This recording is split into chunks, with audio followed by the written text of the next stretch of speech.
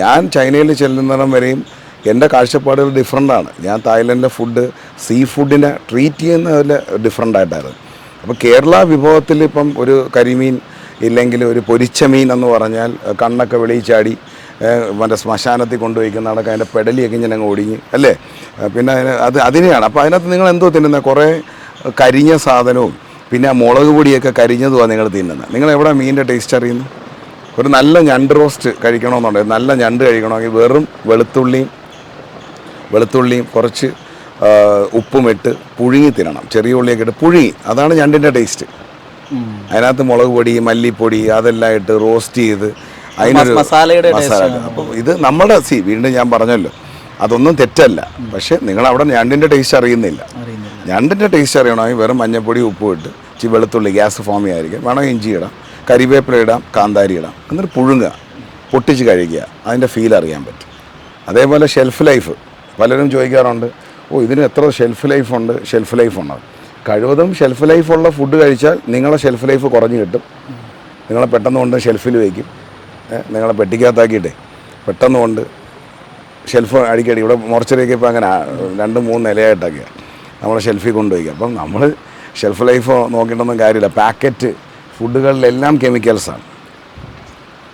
നിങ്ങൾ പൊടിക്കുന്ന അരി 2 ആഴ്ച കൊണ്ട് പൂത്തു പോകുമെങ്കിൽ ബാക്കിയുള്ളവർ പൊടിക്കുന്ന അരിക്കകത്ത് എന്ത് മാന്ത്രികതയാണ്? മുതുകാട് സാറിനോട് ചോദിക്കേണ്ടി വരും. എനിക്ക് ആ മാന്ത്രികത അറിയില്ല. എൻ്റെ ഫുഡ് ചിലപ്പോൾ വൈകുന്നേരം വളിച്ചു പോകും. അപ്പോൾ പലരും വന്നിട്ട് ചിലപ്പോൾ കഴിച്ചിട്ട് പറയും, ഷെഫെ വളിച്ചു, സോറി മാറ്റിത്തരാം. എനിക്ക് മാന്ത്രികത്വം അറിയത്തില്ല. എൻ്റെ ഫുഡ് ചീത്തയാവും, എൻ്റെ ഫുഡ് വളിക്കും. ഞാൻ പച്ചക്കല്ലേ പറയുന്നത്. എൻ്റെ ഫുഡ് ചില സമയത്ത് പെട്ടെന്ന് വളിച്ചു പോവും, പെട്ടെന്ന് പൂത്തു പോവും. സോറി, ക്ഷമിക്കുക. എനിക്ക് അതിനുള്ള മാന്ത്രികത്വം അറിയത്തില്ല, ഞാൻ ചെയ്യത്തതുമില്ല. അതൊക്കെ ക്ഷമിച്ച് എൻ്റെ കൂടെ നിൽക്കുന്ന ആൾക്കാർ എന്നെ മനസ്സിലാക്കണമെന്നുള്ള ആ ഒരു നിർബന്ധ ബുദ്ധി മാത്രമേ എനിക്കുള്ളൂ. ഒരു ഈച്ച പോലും പറ്റാത്ത മീനുള്ള ലോകമാണ് അല്ലേ. ഈച്ച പറ്റുന്നില്ല എന്ന് പറഞ്ഞാൽ മീനിൽ എന്തൊക്കെയോ പൊടിവാരി ചേർത്തുന്നതല്ലേ. ശ്രദ്ധിക്കുക.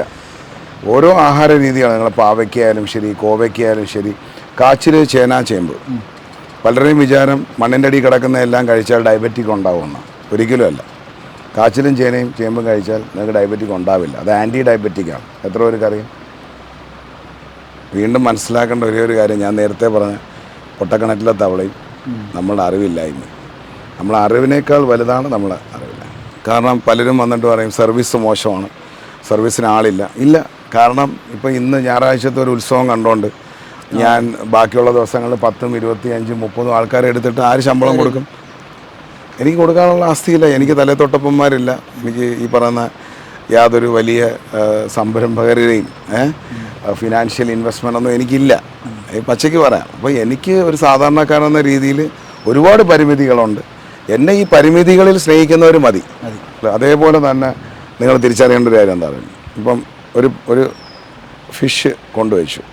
നമുക്ക് മിക്കപ്പോഴും ലൈവ് ഫിഷാണ്. ഈ ലൈവ് ഫിഷിൽ സോൾട്ട് പിടിക്കില്ല, ഇച്ചിരി സമയമെടുക്കും. സോൾട്ട് പിടിക്കണമെന്നുണ്ടെങ്കിൽ ഒരു 40 മിനിറ്റ് അല്ലെങ്കിൽ 50 മിനിറ്റ്, 1 മണിക്കൂറൊക്കെ നമ്മൾ മാരിനേറ്റ് ചെയ്യണം. അപ്പം നമ്മൾ ഫ്രഷ് ഫിഷ് എടുത്ത് ടപ്പേന്ന് അടിച്ചു കൊടുക്കുക. അപ്പോൾ ഈ ഫ്രഷ് ഫിഷ് ഭയങ്കര ഇഷ്ടമാണ്, എനിക്ക് ഭയങ്കര ഇഷ്ടമാണ്. കാരണം ഞാൻ കൂടുതലും ഏഷ്യൻ കൺട്രീസിലായിരുന്നു. അപ്പോൾ എനിക്ക് ആ ഫിഷിൻ്റെ ടേസ്റ്റ് അറിയാം. സോൾട്ട് വേണമെങ്കിൽ നമ്മൾ ഇട്ടാൽ മതി. ഇത് പകുതി അങ്ങ് തിന്നും. പകുതി തിന്നിട്ട് നമ്മൾ ആ സ്റ്റാഫിനെ വിളിച്ചിട്ട് പറയും, ഇതിനകത്ത് ഉപ്പില്ല, പുളിയില്ല, ഒന്നും ശരിയായില്ല എന്ന്. ഇത് നിങ്ങളെല്ലാം ജനങ്ങൾ അറിഞ്ഞിരിക്കണ്ടേ. നിങ്ങൾ ഒരു പീസ് കഴിച്ചു നോക്കി ഇഷ്ടപ്പെട്ടില്ല, സ്പോട്ടിൽ നിങ്ങൾ സർവീസ് സ്റ്റാഫിനെ വിളിച്ചിട്ട് സാറേ ചേട്ടാ ഒന്ന് മാറ്റിത്തരും. മാറ്റിയില്ലെങ്കിലേ ഉള്ളൊരു പ്രശ്നം.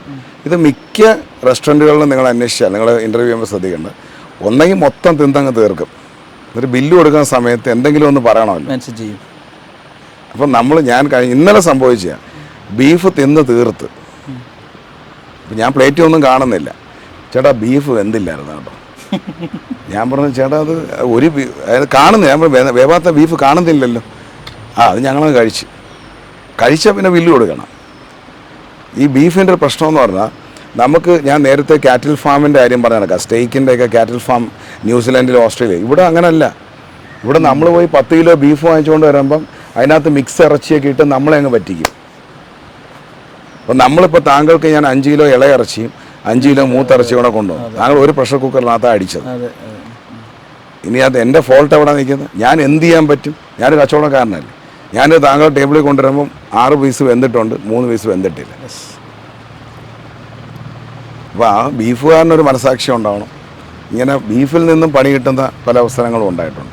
ഇതെല്ലാം ഹോട്ടലുകാരുടെ പ്രശ്നങ്ങളാണ്. നിങ്ങളെല്ലാവരും ഹോട്ടലുകാരെ പോയി പ്രൊമോട്ട് ചെയ്തില്ലെങ്കിലും നിങ്ങളൊക്കെ ചെയ്യേണ്ട ഒരു കാര്യം അവരെ സപ്പോർട്ട് ചെയ്യണം.